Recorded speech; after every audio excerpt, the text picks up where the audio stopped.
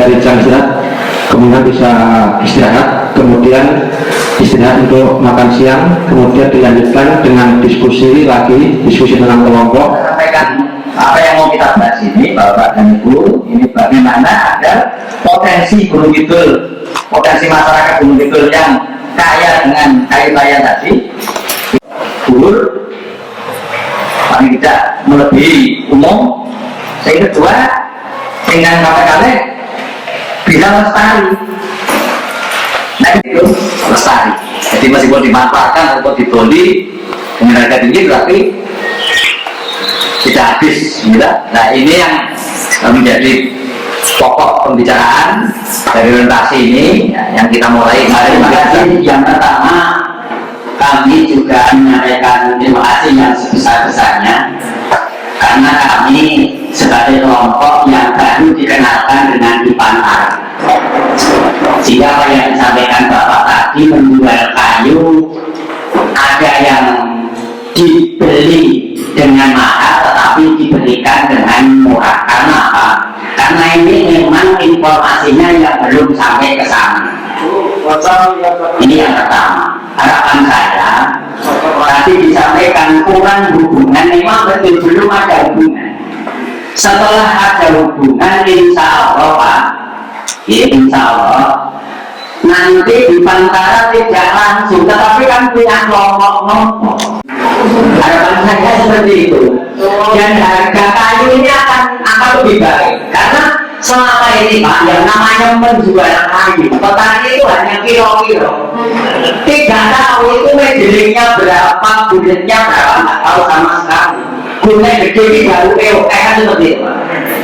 Ini kecil harganya yuk sini, tetapi tadi saya setuju bakul yang membeli, mohon maaf mungkin di sini ada bakulnya.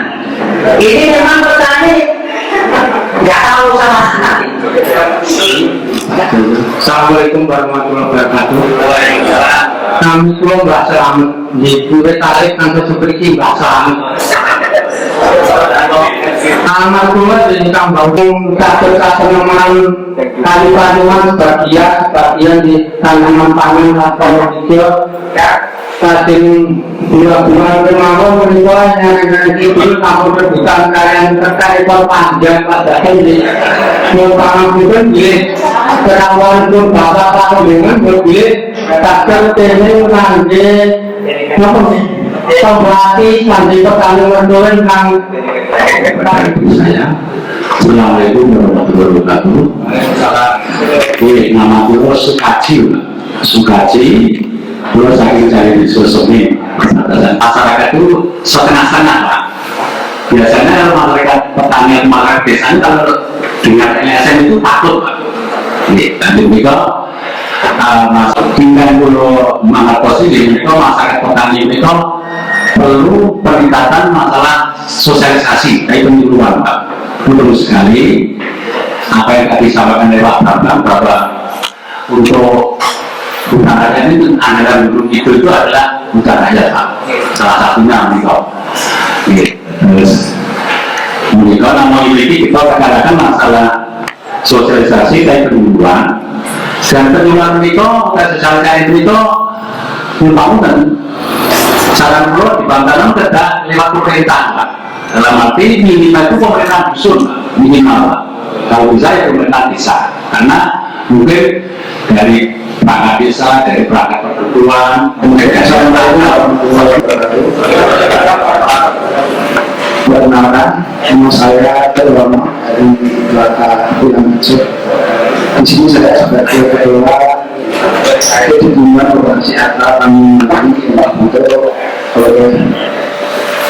asosiasi akan langkah. Apa yang dinamakan di dalam kooperasi Akta ini? Nama-namanya dari anggota kelompok kami yaitu yang pertama adalah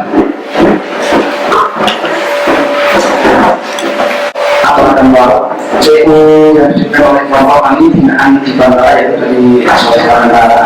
Yang kedua CU yang bertujuan untuk membantu anggota kelompok tani masyarakat dalam masalah keuangan agar tidak menambah atau menjual pohon yang dibayar dan masih kecil-kecil. berikutnya yaitu CU yang bertujuan agar anggota kelompok tidak terjerat hutang di karena di kalangan masyarakat sudah kita banyak dan atau yang saya pikir yang macam-macam. Bagaimana CU bisa membantu anggotanya, yaitu dengan cara tadi meminjami uang kepada anggota yang membutuhkan dengan jasa pinjaman yang rendah melalui sistem atau cara yang telah disesuaikan dengan kebutuhan anggota tersebut. Kalau benar, Ini kita kalau benar, kalau macam,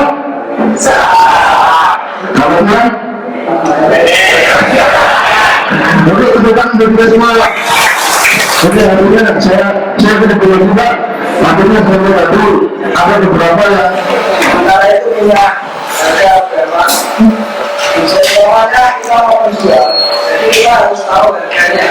Jadi bisa untuk perbedaan antara dengan anggota itu. Bisa yang datangi mungkin ada yang iming uang, jadi belum ditepakkan sudah dijauhi. Ini kejadian di masyarakat dulu, kejadiannya iming uang, ini beraganya ke petaninya, mengenai petani atau penjual kayu. Kalau di wilayah saya mengatur kebutuhan penjualnya, itu terutama volume penjualan yang dibutuhkan itu tidak beberapa titik, tapi hanya beberapa batang yang murah. Jadi kalau untuk di Bantara, kemungkinan besar Bantara mungkin tidak akan mungkin karena jumlah yang dijual hanya beberapa batang. Kalau di wilayah ini, kita saya karena petani lebih memilih menjual kepada pembeli yang mau membelinya secara produktif. Terima kasih. Antara itu servisnya sejauh mana petani itu kan biasanya serba instan, itu duit melalui ke kelompok ini. Sampai di mana ini dari Mantara servis terhadap petani dari harga yang tinggi itu konsekuensinya sejauh mana? nah, nanti kan kita bahas bareng-bareng. Kita lanjutkan lagi Pak di sini. Nah, bagaimana? Bapak-bapak kan tadi selalu bilang menjual kayu dengan harga yang tinggi, menjual kayu dengan harga yang lebih baik daripada pasaran. Nah, bagaimana sebenarnya skemanya Pak? Kalau bapak-bapak pengen menjual kayu di Bantara, soalnya kalau skemanya tidak bapak kayu, bapak itu sebenarnya nggak mau Pak.